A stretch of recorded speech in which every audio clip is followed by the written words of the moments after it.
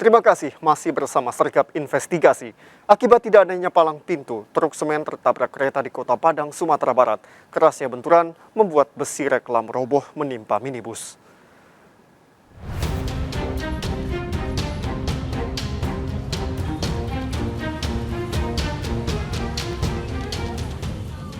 Warga Koto Tangah, Kota Padang, Sumatera Barat dikejutkan dengan tertabrakan sebuah truk semen oleh kereta di perlintasan tanpa penjaga. Kejadian ini membuat truk terseret hingga sopir truk dan kernetnya terluka. Kerasnya benturan juga membuat rangka besi reklame berukuran besar roboh ke jalan raya dan menimpa sebuah minibus yang sedang melintas. Peristiwa berawal saat truk semen melaju dari arah Anak Air menuju Lubuk Buaya, Koto Tangah, Kota Padang. Tiba di lokasi kejadian, melintas kereta Sibinuang dari arah Kota Padang menuju Padang Pariaman. Tidak adanya penjaga palang pintu membuat tabrakan tak terhindarkan. Peristiwa ini sudah 2 kali terjadi.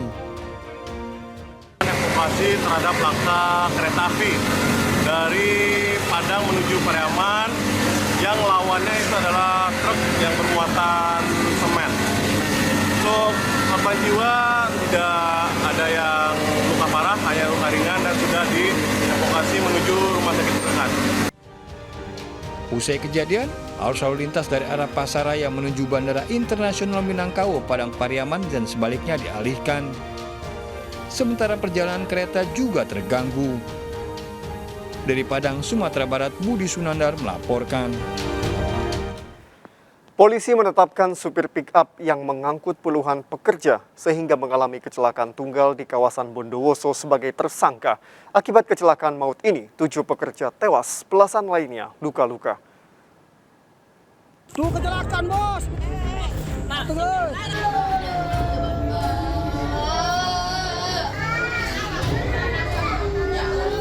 Kecelakaan maut mobil pickup membawa 27 pekerja yang terbalik ini terjadi pekan lalu di Jalan Raya Ijen Desa Gunung Anyar, Bondowoso, sempat terekam video amatir warga. Akibat kecelakaan ini, 2 orang penumpang tewas di lokasi kejadian, 5 lainnya meninggal dunia saat mendapat perawatan, serta belasan lainnya luka-luka. Dari penyelidikan, polisi menetapkan Surahman sang supir sebagai tersangka. Surahman mengaku mengantuk saat berkendara dan tak bisa mengendalikan kecepatan kendaraannya hingga oleng dan terbalik.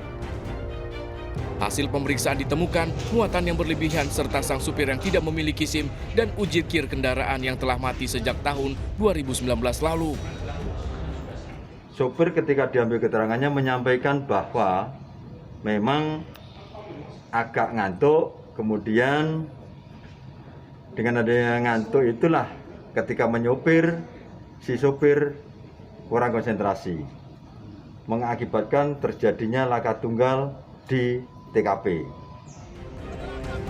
Tersangka bakal dijerat pasal tentang lalu lintas angkutan jalan, terancam 6 tahun penjara dan denda 12 juta rupiah. Dari Bondowoso, Jawa Timur, Rizky Amirul Ahmad melaporkan. Seorang pria paruh baya ditemukan tewas di dalam kontainer kosong di Kota Binjai, Sumatera Utara. Jasad ditemukan tanpa pakaian dengan botol minuman diduga tuak di sebelahnya.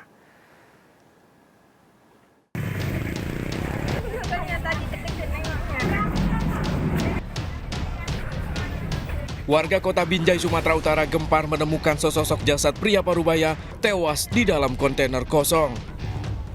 Korban ditemukan tanpa pakaian, hanya menggunakan celana panjang.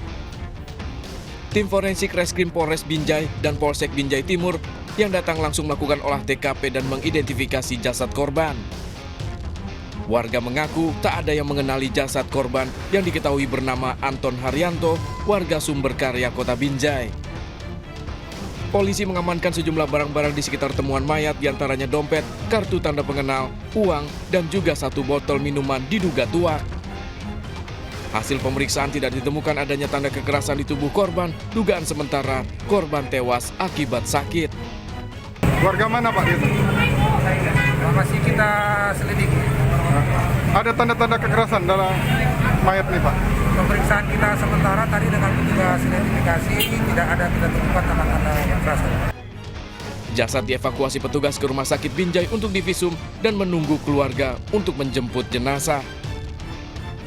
Dari Binjai, Sumatera Utara, Muhammad Zainal Tanjung melaporkan. Pemilik gudang di Serang, Banten memalsukan minyak goreng premium hingga 3.000 liter lebih. Pelaku mengemas minyak goreng curah ke dalam botol minyak goreng premium.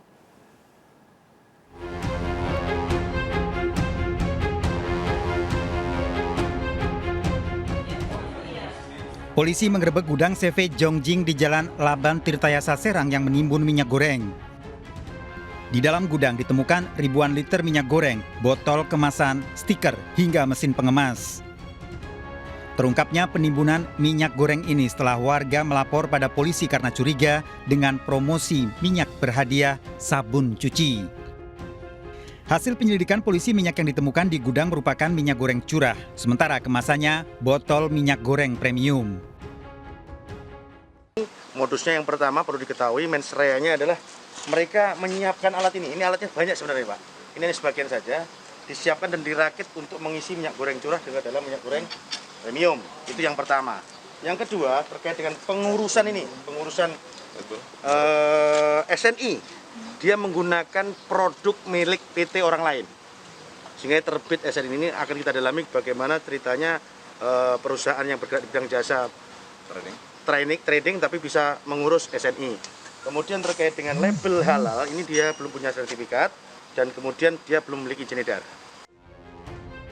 Polisi mengamankan Direktur Gudang CV Jongjing Pratama. Sementara pemilik gudang diduga telah menimbun 32 ton minyak curah, di mana setiap liter keuntungannya Rp6.000. Para tersangka dari jajaran CV Jongjing Pratama yang terlibat terancam hukuman 5 tahun penjara. Dari Serang, Banten, Mahesa Apriandi, iNews melaporkan. Seorang pria di Palembang, Sumatera Selatan tertipu saat membeli ganja, namun ternyata ditukar rumput. Korban yang kecewa melaporkan kasusnya ke polisi. Kasus ini pun viral di media sosial.